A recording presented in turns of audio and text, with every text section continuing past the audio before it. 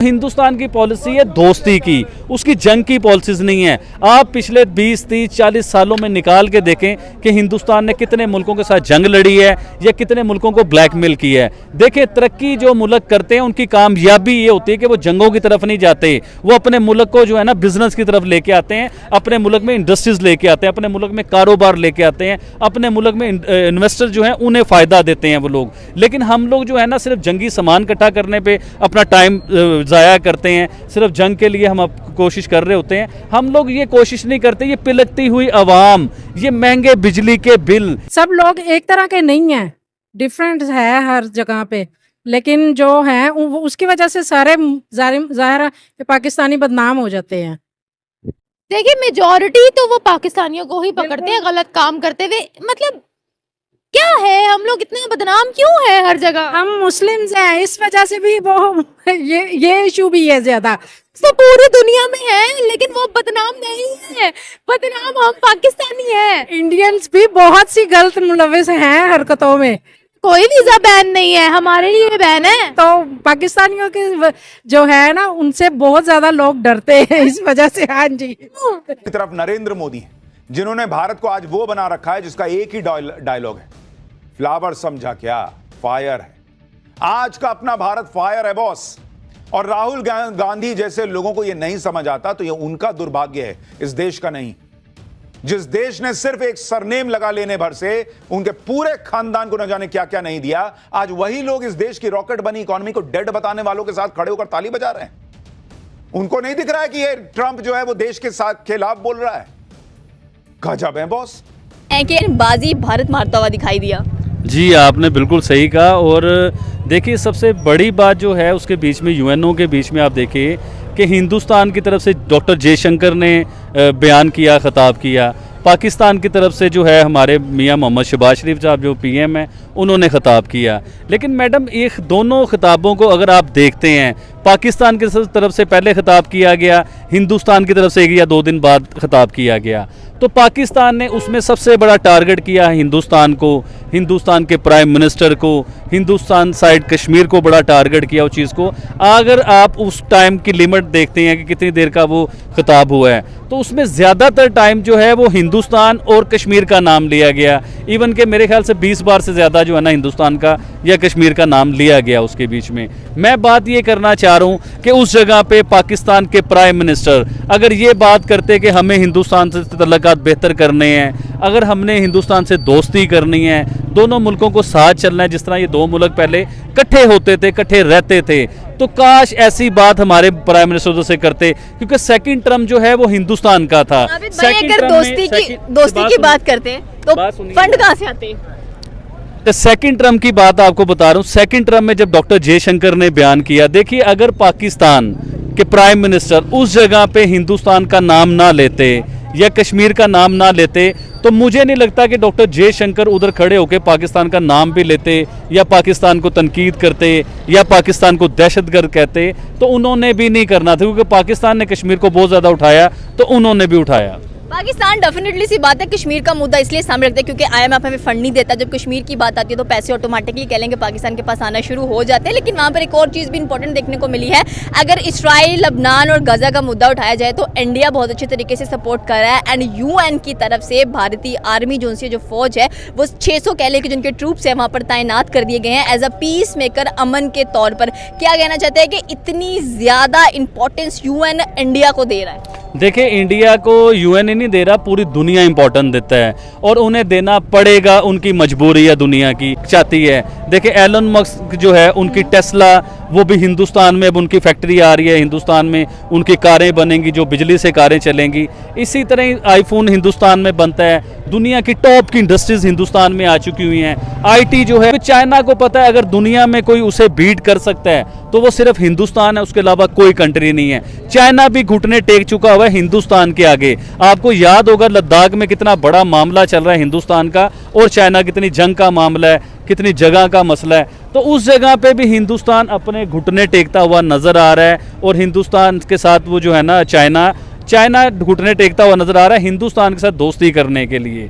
तो अब वो चाइना रशिया को बीच में डाल के हिंदुस्तान को दोस्ती करने की तरफ आ रहा है। तो इसी तरह ही देखिए, अगर तो चाइना को दुनिया की फर्स्ट इकोनॉमी बने रहना है तो उसे हिंदुस्तान के साथ बनानी पड़ेगी, क्योंकि इस टाइम अमेरिका भी हिंदुस्तान को पूरी सपोर्ट कर रहा है, यूरोप भी पूरी सपोर्ट कर रहा है, रशिया भी सपोर्ट कर रहा है। आप ये देखिए, अरब अमारात जो मुस्लिम कंट्रीज हैं वो भी सारे हिंदुस्तान को सपोर्ट कर रहे हैं। कोई आपको पाकिस्तान को सपोर्ट करते हुए बहुत कम कंट्रियां नजर आएंगी। तो हिंदुस्तान इन स्पोर्ट्स की वजह से, तो हिंदुस्तान एक स्ट्रॉन्ग कंट्री बन चुका है, स्ट्रॉन्ग पावर बन चुका है, दुनिया की बड़ी इकोनॉमी बन चुका है, दुनिया की हर चीज उधर बनाई जा रही है। मैडम बिल्कुल आपकी ये बात ठीक है।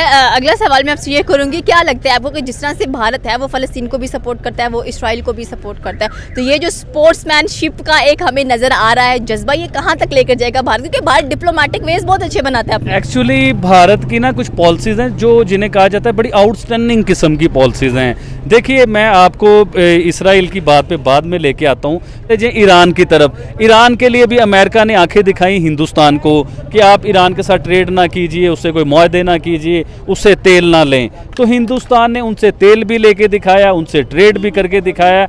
आज तक ईरान के साथ बिजनेस हिंदुस्तान करता है, वो नहीं डरा। अब आ जाएं आप इसराइल की तरफ या दूसरी कंट्रीज की तरफ, इनकी जंग की तरफ आ जाएं, तो हिंदुस्तान की पॉलिसी है दोस्ती की, उसकी जंग की पॉलिसीज नहीं है। आप पिछले 20, 30, 40 सालों में निकाल के देखें कि हिंदुस्तान ने कितने मुल्कों के साथ जंग लड़ी है या कितने मुल्कों को ब्लैकमेल की है। देखें, तरक्की जो मुल्क करते हैं उनकी कामयाबी ये होती है कि वो जंगों की तरफ नहीं जाते, वो अपने मुल्क को जो है ना बिजनेस की तरफ लेके आते हैं, अपने मुल्क में इंडस्ट्रीज लेके आते हैं, अपने मुल्क में कारोबार लेके आते हैं, अपने मुल्क में इन्वेस्टर जो है उन्हें फायदा देते हैं वो लोग। लेकिन हम लोग जो है ना सिर्फ जंगी सामान इकट्ठा करने पे अपना टाइम ज़ाया करते हैं, सिर्फ जंग के लिए हम कोशिश कर रहे होते हैं। हम लोग ये कोशिश नहीं करते, ये पिलकती हुई आवाम, ये महंगे बिजली के बिल, ये महंगा आटा, ये महंगे राशन, हम लोग इसके ऊपर काम नहीं करते। हम करते हैं काम एटम बम के ऊपर, हम काम करते हैं यूनाइटेड नेशन में जाके जी हमने कश्मीर के मुद्दे को उठाना है। हम उधर जाके यूनाइटेड नेशन में अगर ये मुद्दा उठाएं,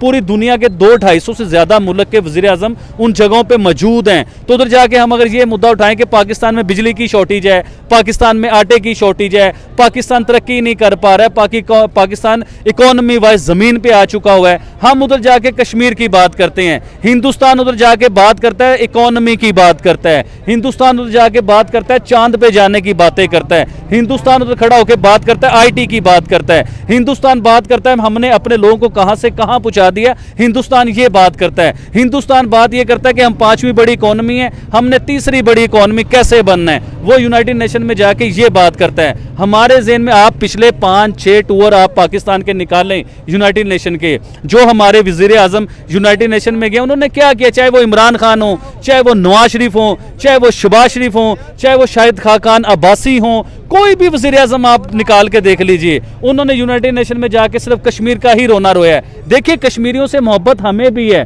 हम भी कश्मीरियों से प्यार करते हैं, हम भी चाहते हैं कश्मीरी जो है खुद मुख्तियार हों, या कश्मीरी के अपने मामलात, या कश्मीर जिसे चाहते हो उसे पीएम बनाए, अपने इलाके का एमपी बनाए, एमएनए बनाए। और ये प्राइम मिनिस्टर नरेंद्र मोदी ने करके दिखाया है। उसने प्रॉपर कश्मीर में इलेक्शन करवाए, फेयर इलेक्शन हुए और ज़बरदस्त इलेक्शन, लोगों ने अपनी मर्जी के वोट डाले, अब उसका रिजल्ट भी आएगा। तो ये मामला होने चाहिए मैडम। यहाँ के लोगों में बाहर जाते हैं तो उनका काम है कि वहाँ जाके अपने मुल्क का नाम रोशन करे, बट जो यहाँ पे हरकतें हैं उनकी बाहर भी इस तरह करते हैं। तो बट मेरा अपना भी है माइंड कि मैं कल को स्टडी के लिए बाहर जाऊँ, तो बट नहीं, इनको इस तरह करना चाहिए। लोग अपने घर से अपने बच्चों बीवी के लिए जाते हैं कमाने के लिए। तो मैं तो यही तो स्टडी वीज़ास भी बहुत मुश्किल से मिल रहे हैं बच्चों को जो बाहर पढ़ना चाहते हैं, क्योंकि वो भी वहाँ बाहर जाकर गलत हरकतों में मुलविस है। पाकिस्तानियों की ऐसी कौन सी हरकतें हैं जो हर कंट्री में इनको बैन करवा रही हैं? एक तो ये है कि ऐसा तबका जो आ जाएं आप आ जाएं। है इस तरह का तबका जो कि सब लोग एक तरह के नहीं हैं, डिफरेंट है हर जगह पे, लेकिन जो है उसकी वजह से सारे ज़ाहिर है कि पाकिस्तानी बदनाम हो जाते हैं। देखिए, मेजॉरिटी तो वो पाकिस्तानियों को ही पकड़ते हैं गलत काम करते हुए। मतलब क्या है, हम लोग इतने बदनाम क्यों है हर जगह? हम मुस्लिम्स हैं, इस वजह से भी वो ये इशू भी है ज्यादा। तो पूरी दुनिया में है, लेकिन वो बदनाम नहीं है, बदनाम हम पाकिस्तानी है। इंडियंस भी बहुत सी गलत मुलविस हैं हरकतों में। कोई वीजा बैन नहीं है, हमारे लिए बैन है। तो पाकिस्तानियों के जो है ना, उनसे बहुत ज्यादा लोग डरते हैं इस वजह से। हाँ जी, क्योंकि हमारे में कुछ इस तरह की क्वालिटीज जो कि मजबूती की वजह से, ईमान की मजबूती की मजबूत नहीं है। ईमान हमारा मजबूत होता तो हम हर कंट्री से निकाले थोड़ी जाते। अमेरिका के अंदर जो है वो काफी अटैक्स प्लान करवाए कुछ पाकिस्तानियों ने, उन्होंने पकड़ा। देखिए पूरी दुनिया में मुसलमान मौजूद है, अल्हम्दुलिल्लाह वो बहुत ज्यादा इज्जत वाले हैं, उनके लिए वीजे बैन नहीं होते। हम लोगों के लिए गिन चुन के वीजे बैन हो जाते हैं, हमारे लोगों को निकाला जाता है, हमारे मौलानाओं को, पाकिस्तानी मौलानाओं को निकाला जाता है। इसकी वजह क्या है? हम हमेशा कहते हैं जज्बा बहुत है, तो जज्बा गलत काम करने का ही है। नहीं, जैसे कि अब रिसेंटली डॉक्टर जाकिर नाइक को भी बैन किया गया है इंडिया से, तो सभी बैन किया गया, मुस्लिम्स को वहाँ से भी निकाला जा रहा है। तो बस कुछ है इस तरह का इशू कि शायद मेजोरिटी है हमारे मुल्क में, मुस्लिम की ज्यादा मेजोरिटी है। दूसरे हमसे ज्यादा मेजोरिटी इंडोनेशिया में है, हमसे ज्यादा मुसलमान इंडिया में है। मुझे कुछ लगता है कि पाकिस्तानियों के साथ कुछ जो नॉन मुस्लिम्स हैं उनकी कुछ ज्यादा ही है। हाँ, ऐसा क्या है पाकिस्तानियों में, पहले मुझे ये बताएं। लगता है कि है, पाकिस्तानी को हर जगह से बैन किया जा रहा है। मतलब क्या हो सकता है, हमें क्या है ऐसा जो पूरी दुनिया कह रही है भाई ये कहीं हमसे पाकिस्तानी ना आगे निकल जाए। कुछ ज्यादा ही एक्स्ट्रा कुछ है हमारे में, जहानत या शायद लोगों के पास अगर चाहे पैसा नहीं है, लेकिन यहाँ के लोगों के पास जहानत ऐसी है कि पैसे हो तो हम दुनिया से ज्यादा तरक्की करें। से जहानत, ये कहाँ है जहानत? मैं ये पहले आपसे पूछना चाहूंगी, जहानत कहाँ है? हमारे जो है ना क्या गवर्नमेंट वो हमें सपोर्ट नहीं करती, इस वजह से वो लोग भी डरते हैं, क्योंकि हमारे में है कुछ इस तरह की बात जो कि नॉन मुस्लिम्स हमसे डरते हैं। हाँ मतलब वो कहते हैं हम लोग, मेरी बात सुने ना, पाकिस्तानी कोई भी बड़े ओहदे पर, आप दुबई में जाकर देख रहे कितनी बड़ी बड़ी मल्टीनेशनल कंपनीज हैं, एक भी सीईओ वहां पर पाकिस्तानी मौजूद नहीं है। आप सऊदी अरेबिया के अंदर देख ले, वहां पर भी यही सीन है। क्या वजह, क्या वो जहानत कहाँ है जिसकी आप बात कर रहे हैं? अब इसका तो नहीं मुझे पता, लेकिन मैं जहाँ तक मेरा जहन काम करता है कि कुछ इस तरह का है जो वो कि हमारी जो छोटी सी भी हरकत होती है ना, वो ज्यादा इशू बन जाती है। हम ना ऐसी हरकतें किया करें कि वो तंग ही आ जाए। एक तो वजह है बैगिंग की, जो यहाँ से लोग जाके बैगिंग करते हैं ना बाहर, वो उसकी वजह से ज़्यादा हमारा नाम बदनाम है कि यहाँ से जाते हैं कि हमने स्टडी वीज़ा लेते हैं, अक्सर रहते हैं कमाने का वीज़ा, क्या भी बड़ी छेड़ते हैं चीज से भी बड़े तंग है, पर वहाँ जाके बैगिंग स्टार्ट कर देते हैं। ये इस वजह से सऊदीया से भी मुस्लिम्स बैन हो रहे हैं, दुबई से भी, अब अमेरिका रह गया तो वहाँ से भी हो गए हैं। और वो कहते हैं कि ये सिर्फ पाकिस्तानी जो है ना वहाँ जाकर कहते हैं काफर उड़ाने हैं और 72 हुरे पानी है, सिर्फ पाकिस्तानी ऐसा कहते हैं वहाँ जाकर। हमारे लिए कुछ ना वीज़ा की पॉलिसीज भी ज़्यादा स्ट्रिक्ट है अगर दूसरे कंपैरिजन किया जाए कंट्रीज के साथ। वो कहते हैं हमने यहाँ से काफरों का सफाया करना है, वो कहते हैं हमारी कंट्री में आकर खुद शेर बनते हैं इस बारे में क्या कहेंगी? हम लोग शेर बनते हैं? हाँ, कहते हैं काफिर उड़ाने हैं वहाँ के। बल्कि पाकिस्तानी जो है अपने मुल्क में रह के तो वो अपने जो कानून है उनको तोड़ देते हैं, लेकिन बाहर जाते ही फौरन इनको सारी समझ आ जाती है कि यहाँ पे हमने जो गलत हरकतें हैं वो नहीं करनी। लेकिन ये वहां जाकर ये क्यों कहते हैं कि हमने जो वहाँ के शहरी हैं काफिर है उनको ही मारना है? इस बारे में तो मेरा यही है कि सब मुस्लिम्स जो है वो दहशतगर्द तो नहीं है। मुस्लिम्स की बात नहीं कर रही मैं, पाकिस्तानियों की बात कर रही। मैंने आपको पहले भी कहा कि मुस्लिम्स पूरी दुनिया में मौजूद हैं और पूरी दुनिया में उनको रिस्पेक्ट भी मिल रही है, मैं पाकिस्तानियों की बात कर रही हूँ।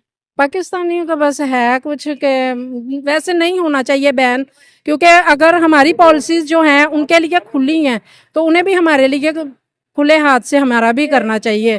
बताओ, कोई इकोनॉमी को डेड बता देता है।